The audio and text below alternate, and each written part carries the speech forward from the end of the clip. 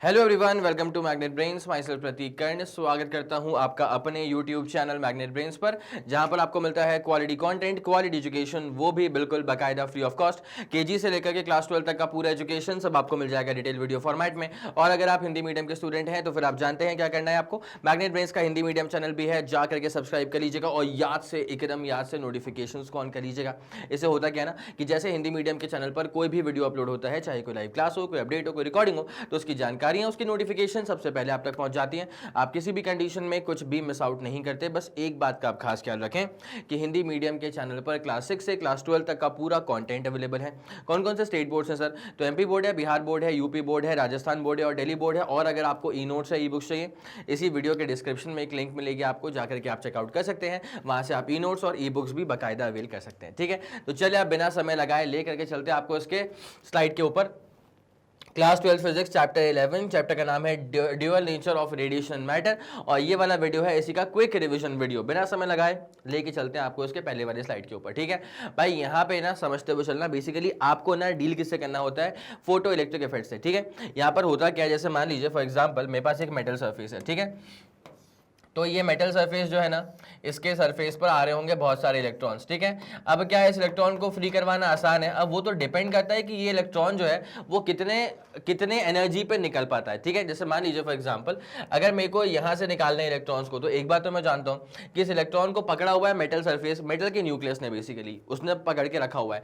तो अगर पकड़ ज्यादा मजबूत होगी तो फिर इस इलेक्ट्रॉन को निकलवाने के लिए मुझे ज्यादा मेहनत करनी पड़ जाएगी। ठीक है, तो कितनी एनर्जी दे करके किसी इलेक्ट्रॉन को फ्री करवाया जा सकता है, उसे कहा जाता है वर्क फंक्शन। ठीक है, तो work function is defined as the amount of energy required to perform emission of an electron from the metal surface. ठीक है, इसको अपन कहते हैं वर्क फंक्शन। फाई नॉट से करा जाएगा इसको रिप्रेजेंट। ठीक है, अब क्या होता है वर्क फंक्शन की ना, एक तो वैल्यू होती है 2.14 इलेक्ट्रॉन वोल्ट। किसके लिए सर? सीजियम के लिए। ठीक है, सीजियम का वर्क फंक्शन है 2.14 इलेक्ट्रॉन वोल्ट। और प्लैटिनम का जो वर्क फंक्शन है वो है sir 5.65 electron volt for platinum. तो सीजियम के लिए कम एनर्जी देकर के भी इलेक्ट्रॉन्स को बाहर फ्री करवाया जा सकता है, लेकिन प्लैटिनम से अगर आपको इलेक्ट्रॉन्स को फ्री करवाना है तो कम से कम 5.65 इलेक्ट्रॉन वोल्ट की अमाउंट की एनर्जी आपको स्पेंड करनी पड़ेगी। ठीक है, इस एनर्जी को अपन कहते हैं वर्क फंक्शन। क्या बोलते हैं इसको सर? वर्क फंक्शन कहते हैं। ठीक है, कोई दिक्कत वाली बात है? नहीं सर, कोई दिक्कत वाली बात नहीं है। अब यहाँ से अपन कहानी को शुरुआत करते हैं about what is photo electric effect. ठीक है, तो फोटो इलेक्ट्रिक इफेक्ट में ऐसा होता है सर कि एक सुटेबल रेडिएशन आकर के स्ट्राइक करेगा किसी मेटल सरफेस पे, और जब वो सुटेबल रेडिएशन आकर के स्ट्राइक करेगा मेटल सरफेस पे, तो उसके बाद मेटल सरफेस इलेक्ट्रॉन्स को लूज कर देगा, इलेक्ट्रॉन्स वहां से बाहर निकल जाएंगे और फिर आप उन इलेक्ट्रॉन्स को मूव करवा करके करंट वगैरह प्रोड्यूस कर सकते हैं। ठीक है, ultimately called as photo current. तो बेसिकली क्या है, सुटेबल रेडिएशन वो रेडिएशन है जिसकी एनर्जी मेटल प्लेट के वर्क फंक्शन से ज्यादा होगी। ठीक है, मान लो अगर मेटल प्लेट का वर्क फंक्शन है 100 जूल का, ठीक है, और आपने सप्लाई करी एनर्जी 500 जूल की, तो भाई 500 जूल की एनर्जी सप्लाई करके इलेक्ट्रॉन बड़े आराम से बाहर निकल जाएगा ना। आई मेरी बात समझ में? तो आपको इस बात का ध्यान रखना पड़ता है कि भाई एनर्जी उतनी ही सप्लाई करो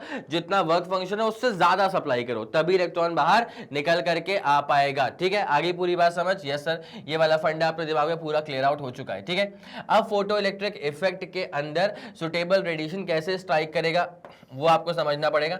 इसके लिए हम बनाते हैं पूरा इसका एक्सपेरिमेंटल सेटअप। ठीक है, तो यहां पे क्या हुआ था सर, यहां पे अपने पास में एक एमिटर प्लेट था, यहां अपने पास में एक कलेक्टर प्लेट था, ये अपने पास क्वार्ट्ज फिल्टर था, और यहाँ पे हम कनेक्शंस इसके पूरे लगाने वाले हैं, कनेक्शंस। ठीक है, तो यहाँ पे इसको अपन ने जोड़ दिया है। अब सर ये और ये इसको मैं अटैच कर दूंगा, इसको मैं यहाँ से अटैच कर दूंगा। ठीक है, now the thing is this कि यहाँ पे अपने पास में एक रियोस्टैट है। ठीक है, अपने पास में एक रियोस्टैट है और ये रहेगा उसका नेगेटिव साइड।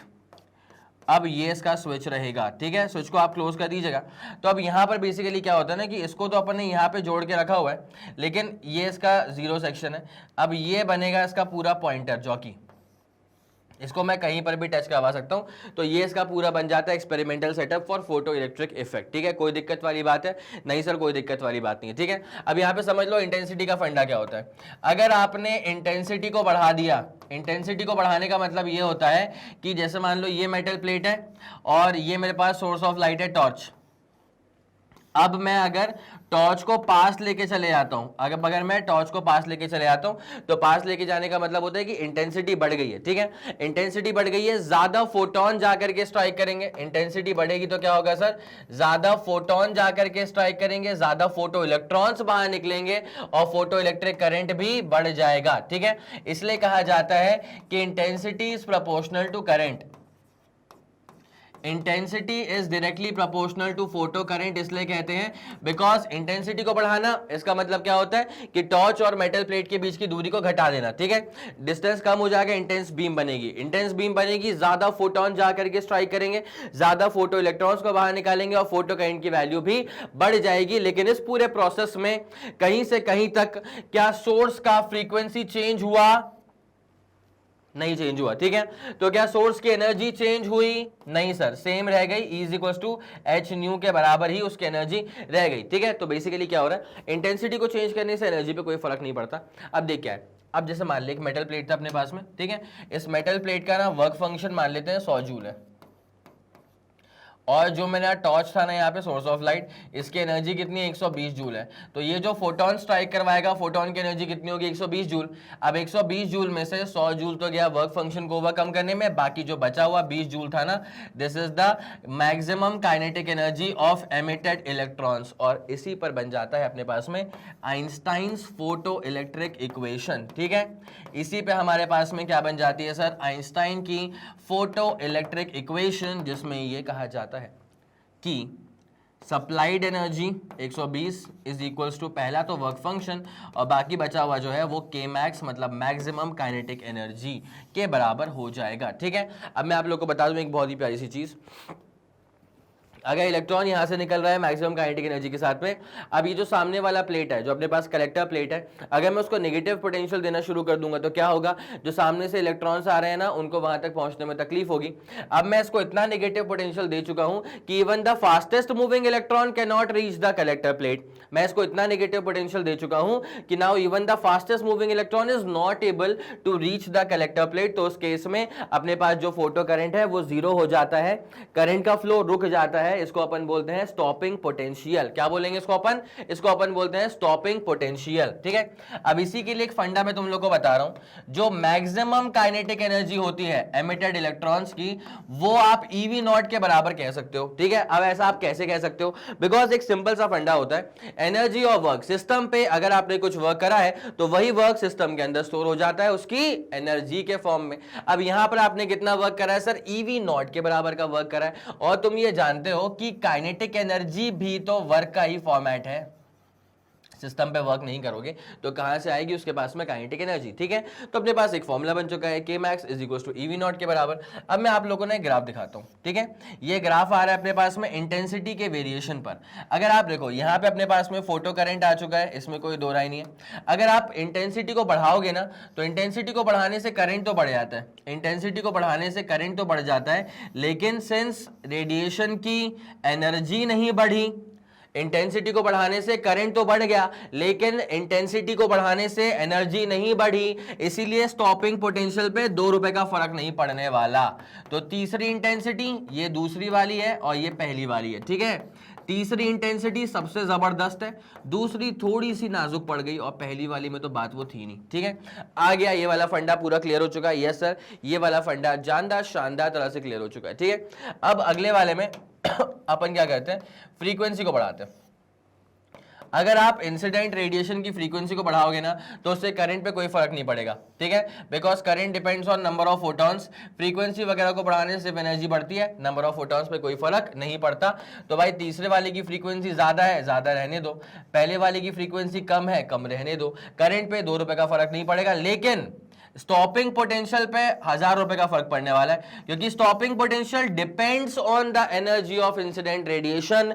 मैंने आपको बताया था, ठीक है, तो क्विक रिवीजन वीडियो है, जब अपन डिटेल में डिस्कस कर चुके थे, मैंने आपको बताया था वहां पे कि स्टॉपिंग पोटेंशियल जो है ना वो ऐसा नेगेटिव पोटेंशियल होता है which can stop even the fastest moving electron, ठीक है, फास्टेस्ट मूविंग इलेक्ट्रॉन भी रुक जाएगा। तो सर यहाँ पे तीसरे वाले की फ्रीक्वेंसी बहुत तगड़ी है, तीसरे वाले की एनर्जी बहुत तगड़ी है, तो तीसरे वाले का स्टॉपिंग पोटेंशियल भी बहुत तगड़ा होगा, फिर आएगा दूसरे वाले का, फिर आएगा पहले वाले का। ठीक है, ये वाला फंडा पूरा क्लियर हो चुका है। यस सर, ये वाली बात समझ में आ गई है। अब देख लो डी ब्रॉगली हाइपोथेसिस। ठीक है, ये चीज पूरी क्लियर है। ये बहुत ही प्यारा सा रिप्रेजेंटेशन है आप लोग के लिए। मैं चाहता हूं कि एक बार आप इसका स्क्रीनशॉट तो जरूर लेकर के रख ही लें। ठीक है, सारी चीजें यहाँ पे गिवन थी। अब देखो डी ब्रॉगली का जो हाइपोथेसिस है उसमें ये कहा गया है कि जब भी कोई पार्टिकल जिसका मास m है अगर वो मूव करता है विद सम वेलोसिटी तो उसके साथ में एक वेव एसोसिएटेड होती है, उसे कहा जाता है डी ब्रॉगली वेव या फिर मैटर वेव भी कहा जाता है, जिसकी वेवलेंथ होती है lambda is equals to h/mv के बराबर। ठीक है, अब एक और चीज होती है, जैसे मान लो कि मेरे पास में कोई सर्किट है। ठीक है, उस सर्किट में मेरे पास इलेक्ट्रॉन जो है वो मोशन दिखा रहा है, सर्किट में इलेक्ट्रॉन जो है ना वो बकायदा यहाँ पर मोशन दिखा रहा है, और ये अपने पास में इसका वोल्टेज कितना है, V के बराबर है। इसका वोल्टेज कितना है सर, इसका वोल्टेज है V के बराबर। तो जब ये इलेक्ट्रॉन ऐसे धनाधन मोशन दिखाता है ना भाई, तो इसके साथ भी एक वेव होगी एसोसिएटेड। अब उस वेव का जो वेवलेंथ है that is basically given by 12.27 upon under root of voltage angstrom. Angstrom का मतलब क्या होता है सर, 10 टू द पावर -10 के बराबर। एंगस्ट्रैम का मतलब क्या होगा सर, 10 टू द पावर -10 के बराबर। क्या आप लोग के दिमाग में ये वाला फंडा पूरा क्लियर है सर? जानदार शानदार तरह से क्लियर है। ठीक है, पक्का हो गया? Yes sir. आप चाहें तो एक बार आप इसका भी स्क्रीनशॉट ले लें, माइंड मैप बना के रखा आपके पास में, बहुत ही शानदार सा। ठीक है, पक्का? Okay sir.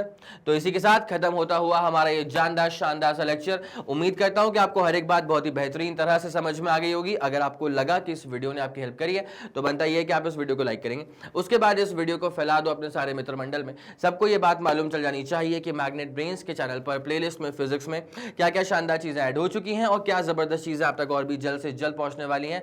अगर आपका कोई भी फीडबैक है या सजेशन है, तारीफ है या बुराइयां हैं या जो कुछ भी है, तो बड़े प्यार भरे शब्दों में अपनी सारी बातें आप मुझ तक पहुंचा सकते हैं यूजिंग द कमेंट सेक्शन।